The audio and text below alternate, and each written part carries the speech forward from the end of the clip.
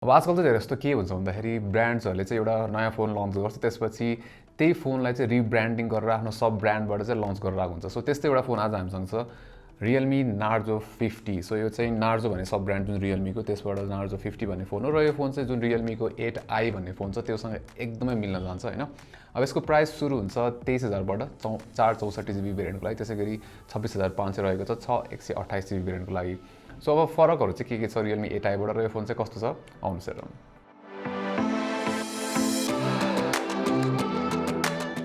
अब डिजाइन हेर्ने हो भने चाहिँ Realme 8i सँग मिल्न जान्छ यसको हैन, तर के फरक छ भन्दाखेरि चाहिँ यो बिचमा देख्न सक्नुहुन्छ हैन, यो केवलार प्याटर्न जस्तो दिएको छ हैन, केवलार डिजाइन भनेर दिएको छ र यसमा चाहिँ तपाईको फिंगरप्रिन्टको स्मजेसहरु पनि देखिदैन। सो त्यो चाहिँ राम्रो कुरा हो, तर त्यो जुन प्याटर्न छ त्यो चाहिँ फेड हुँदै जान्छ कि साइडमा, सो त्यो चाहिँ अलि राम्रो लागेन हैन। त्यसैगरी यसमा हेर्ने हो भने पछाडिपट्टि यो क्यामेरा आइल्यान्ड चाहिँ ग्लास जस्तोमा दिएको छ, जसमा चाहिँ तपाईले चारवटा सर्कुलर रिङ्सहरु चाहिँ पाउनुहुन्छ क्यामेराजहरु हैन। सो ओभरअल डिजाइन पछाडिबाट राम्रो छ। त्यसैगरी तपाईको साइडमा चाहिँ पावर बटन दिएको छ जसले चाहिँ फिंगरप्रिन्ट सेन्सर जस्तो पनि काम गर्छ र यो चाहिँ एकदम राम्रो छ, फास्ट छ, एक्युरेट, मैले केही पनि इश्युजहरु भेटिन यसमा हैन। तलपट्टि चाहिँ अब हामीले 3.5 मिटर हेडफोन ज्याक, त्यसैगरी माइक, USB टाइप C र बटन फायरिङ स्पिकर दिएको छ भने अर्को साइडमा चाहिँ भोल्युम रकरहरु भइहाल्यो। त्यसैगरी ट्रिपल स्लट छ, तपाईले दुईटा सिम प्लस एउटा माइक्रो एसडी लागि डेडिकेटेड कार्ड स्लट पाइरहनु भएको छ। त्यसैगरी अब अगाडिपट्टि हेर्ने हो भने पनि यसको डिजाइन चाहिँ इम्प्रेसिभ नै छ के। सो हुन्छ नि अगाडिपट्टि टप लेफ्टमा चाहिँ हामीले होल पंच पाउँछ, जुन चाहिँ धेरै जस्तो रियलमी फोन्सहरुमा हामीले देखिरहेको हुन्छौँ र यो कुरा चाहिँ स्यामसङले सिक्नु पर्ने हो। अगाडिको डिजाइन चाहिँ कस्तो हुनुपर्छ भने चाहिँ रियलमीबाट सिक्नु पर्ने हो। त्यसैगरी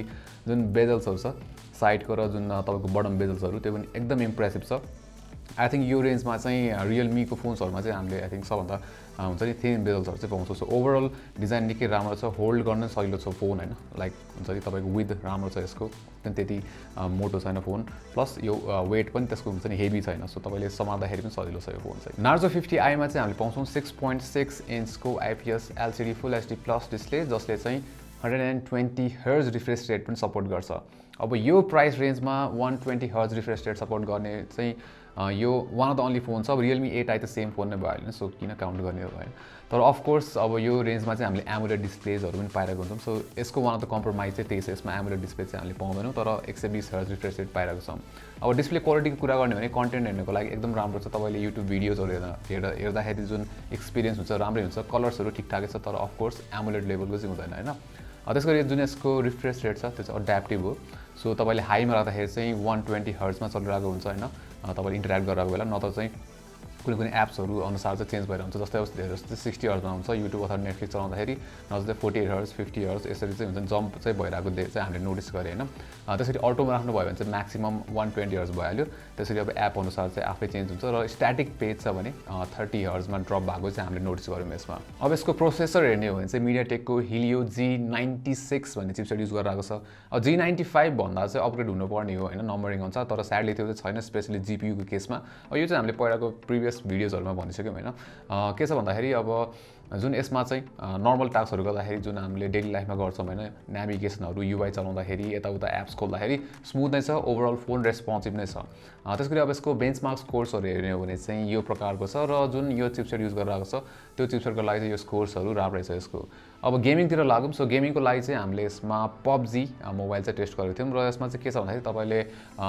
चाहिँ सबभन्दा स्मुथेस्ट सेटिङ्समा खेल्ने हो भने चाहिँ ग्राफिक्स स्मुथमा राखेर चाहिँ तपाईले फ्रेम रेट अल्ट्रासम्म चाहिँ पाउनुहुन्छ र यसमा चाहिँ हामीले 40 FPS को स्टेबल नै पाइरहेको थियौँ मजाले हैन, कुनै पनि स्टटर्सहरु त्यस्तो नोटिस गरे हैन, जो गेम प्ले राम्रै थियो। त्यसैगरी अब तपाईले हाईएस्ट ग्राफिक्स सेटिङ्स जाने हो भने चाहिँ HD ग्राफिक्ससम्म सपोर्ट गर्छ, तर फ्रेम रेट चाहिँ तपाईले हाईमा चाहिँ झार्न पर्ने हुन्छ हैन। अब यसमा चाहिँ तपाईले 30 FPS पाउनुहुन्छ र स्टेबल नै थियो। अब जुन स्मुथेस्ट ग्राफिक्स सेटिङ छ त्यो भन्दा चाहिँ हल्का स्टटर्स बढी नोटिस गरिन्छ, तर ओभरअल गेम प्ले राम्रै छ। अब यसको क्यामेरा सेटअप हेर्ने हो भने चाहिँ अलि वियर्ड छ, किन भन्दाखेरि अब यसमा ट्रिपल क्यामेरा सेटअप हो पछाडिपट्टि हैन, तर के छ भन्दाखेरि एउटा मेन 50 मेगापिक्सलको मेन सेन्सर दिएको छ, तर अर्को दुईटा सेन्सर चाहिँ 2 मेगापिक्सलको एउटा म्याक्रो सेन्सर, अर्को चाहिँ 2 मेगापिक्सलको ब्ल्याक एन्ड व्हाइट सेन्सर दिएको छ। अल्ट्रा व्हाइट किन दिएको छैन? वेल स्याड, अल्ट्रा व्हाइट दिएको भए चाहिँ धेरै राम्रो हुन्थ्यो यसमा हैन। अब फोटोजहरुको कुरा गर्ने हो भने चाहिँ जुन ओभरअल हामीले डे लाइटमा फोटोजहरु खिच्छौँ हैन, ओभरअल राम्रो छ, तर स्याडोजहरुमा चाहिँ हुन्छ नि अलिकति अन्डर एक्सपोज देखिन्छ। क्ल्यारिटी चाहिँ राम्रो छ यसको ओभरअल जे होस् हैन, जुन कलर्सहरु छ त्यो राम्रो छ, डिटेल्सहरु पनि ठिकठाकै छ। त्यसैले तपाईले अब डिफल्ट चाहिँ अब 12 मेगापिक्सलको फोटोजहरु खिच्छ भने 50 मेगापिक्सल मोड पनि हुन्छ, जसमा चाहिँ तपाईले क्ल्यारिटी र डिटेल्स हल्का बेटर चाहिँ पाउनुहुन्छ, तर धेरै जस्तो कम्प्यारिजनमा चाहिँ अलि अन्डर एक्सपोज देखिन्छ यसको जुन 50 मेगापिक्सलको फोटोजहरु छ। त्यसैले अब लो लाइटको कुरा गरौँ। लो लाइटमा चाहिँ के छ भन्दाखेरि तपाईले नाइट मोड युज गर्नुभयो भने चाहिँ यसको फोटोजहरू राम्रो छ यो जुन प्राइसको लागि चाहिँ हैन डिटेल्स राम्रो देखिन्छ त्यसैगरी एक्सपोजर पनि राम्रो आउँछ तर अफकोर्स अब मुभिङ सब्जेक्ट्सहरू खिचिराख्नु भएको छ भने त अलि ब्लरी त आइहाल्छ त्यसैगरी यसको पोर्ट्रेट्सहरू पनि त्यति इम्प्रेसिभ चाहिँ छैन अब फोटोजहरू चाहिँ नर्मली अलि रेडिस देखिन्छ फेस टोन चाहिँ हैन टिन्ट रेड टिन्ट देखिन्छ त्यसैगरी अलि अन्डर एक्सपोज डार्क जस्तो भाइब आउँछ पोर्ट्रेट फोटोजमा हैन जुन चाहिँ नराम्रो त्यसैगरी एज डिटेक्सन पनि र प्लस जुन ब्याकग्राउन्ड ब्लर छ एकदम एभरेज मात्र छ यसको त्यति इम्प्रेसिभ छैन र अब म्याक्रो फोटोजहरूको कुरा भने 2 मेगापिक्सलको म्याक्रो सेन्सर मात्र हो सो डिटेल्स क्ल्यारिटी राम्रो हुन्न सो हुन्छ नि म्याक्रो फोटोजहरू इम्प्रेसिभ छैन अब यसको जुन अगाडिपट्टि चाहिँ सेल्फी क्यामेरा दिएको छ त्यसले फोटोजहरू ठिकठाकै खिच्छ अब डिटेल्स मलाई त्यति इम्प्रेसिभ लागेन क्ल्यारिटीहरू हैन फेसमा चाहिँ त्यति हुन्छ नि डिटेल्स राम्रो देखिन्न तर जुन कलरहरू छ त्यो राम्रो छ तर अलिकति फेस टोन चाहिँ रेड टिन्ट जस्तो देखिन्छ नत्र चाहिँ ठिकै छ त्यसैगरी भिडियोजहरू हेर्ने हो भने चाहिँ 1080p 30 fps सम्म चाहिँ खिच्न मिल्छ यसले हैन अब 1080p भिडियोजहरू चाहिँ खासै त्यति हुन्छ नि डिटेल्सहरू राम्रो हुँदैन प्लस क्ल्यारिटी पनि राम्रो हुन्छ प्लस सार्पनेस पनि त्यति देखिँदैन हैन तपाईले डे लाइटमा पनि हल्का नोइजहरू चाहिँ नोटिस गर्न सक्नुहुन्छ त्यसैगरी एक्सपोजर शिफ्ट भइरहेको हुन्छ एक्सपोजर हन्ट हुन्छ नि त्यो लाइक शिफ्ट भइरहेको हुन्छ त्यति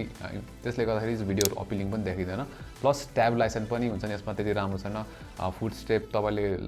नर्मली हिँड्दाखेरि पनि त्यो त्यति हुन्छ नि काउन्टर ब्यालेन्स चाहिँ गर्दैन अब ब्याट्री ब्याकअप चाहिँ यसको राम्रै छ सो 5000 mAh को ब्याट्री हो हैन र यसले चाहिँ तपाईले हुन्छ नि मोडरेट युज गर्नुभयो भने चाहिँ 7 देखि 8 घण्टा जस्तो चाहिँ स्क्रिन अन टाइम पाउनुहुन्छ हैन जुन चाहिँ मैले पनि पाइरहेको थिएँ र यो चाहिँ राम्रै हो 5000 mAh को फोनको लागि र चार्जिङमा चाहिँ यसले Realme 8 बाट चाहिँ अपग्रेड पाउँछ सो 33 वाटको चाहिँ फास्ट चार्जिङ यसमा छ जसले चाहिँ नर्मली 1.5 घण्टासम्म चाहिँ 0 to 100% चाहिँ चार्ज गर्न सक्छ त्यसको यसको OS को कुरा गर्ने हो भने चाहिँ यसमा हामीले Android 11 Realme को UI पाउँछौँ 2.0 हैन अब Android 12 out of the box चाहिँ आउँदैन जुन चाहिँ अलि स्याड कुरा भएन त्यो आइदिएको भए चाहिँ राम्रो हुन्थ्यो तर अब जुन UI को ओभरअल अप्टिमाइजेसन चाहिँ यसमा राम्रो छ स्न्यापी फिल छ हुन्छ चलाउँदाखेरि त्यस्तो बग्सहरू केही पनि छैन त्यस्तो स्लो फिल हुने केही पनि छैन तर ब्लोटवेयर चाहिँ यसमा टन्नै छ पहिलेदेखि नै हैन तर अनइन्स्टल चाहिँ गर्न सक्नुहुन्छ त्यसैगरी तपाईले इभन लक स्क्रिनमा नि एडहरू चाहिँ देख्न सक्नुहुन्छ तर त्यसलाई पनि डिसेबल चाहिँ गर्न सक्नुहुन्छ सेटिङ्सबाट हैन अरु कुरा राम्रै छ जस्तै यसको हुन्छ नि ओभरअल जुन सफ्टवेयर एक्सपिरियन्स छ त्यो चाहिँ ठिकै लाग्यो त्यसैगरी अब यसमा स्पिकरको कुरा गर्ने हो भने चाहिँ बटममा सिंगल फायरिङ स्पिकर दिएको छ जसले चाहिँ जुन अब जुन हामीले मिड रेन्ज फोन्स बजेट फोन्सहरुमा पाउँछौँ त्यति राम्रो छैन हाइजमा डिस्टर्टेड सुनिन्छ भने बेस पनि छैन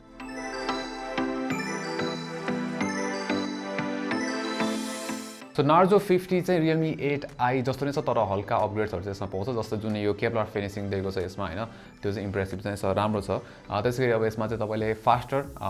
चार्जिङ सपोर्ट पाउनुहुन्छ Realme 8i भन्दा चाहिँ त्यसरी ओभरअल प्याकेज राम्रो छैन अब यसको हाइलाइट भनेको एकदम fast display 120 Hz refresh rate support गर्छ त्यो पनि एड्याप्टिभ हैन तर अफ कोर्स कम्प्रोमाइज भनेको चाहिँ एमुलेट डिस्प्ले चाहिँ यसमा पाइन्न जुन चाहिँ हामीले यो बजेटमा अरु फोन्स अरु ब्रान्डबाट चाहिँ पाइरहेको हुन्छौं त्यसैगरी यसको अर्को राम्रो कुरा भनेको चाहिँ ओभरअल जुन यसको परफर्मेन्स छ त्यो पनि यो प्राइसको लागि चाहिँ राम्रै छ हैन तर यसको सबभन्दा विकेस्ट पोइन्ट चाहिँ मलाई ultra wide angle sensor camera चाहिँ दिएको छैन सो त्यो चाहिँ यसको सबभन्दा विकेस्ट पोइन्ट हो हैन सो तपाईलाई अब यो जुन बजेट छ त्यसमा चाहिँ हुन्छ नि फास्ट फोन त्यसैगरी अब फास्ट डिस्प्ले चाहेको छ भने चाहिँ गुड अप्सन सो यो भिडियोमा चाहिँ यति नै राम्रोलाई लाइक गर्नुस् शेयर पनि गर्नुस् र यस्तै कन्टेन्ट्सहरुलाई चाहिँ हाम्रो च्यानललाई सब्स्क्राइब गर्नुस् र त्यहाँ भएको त्यो बेल आइकन थिच्नु ला for notifications until next time namaste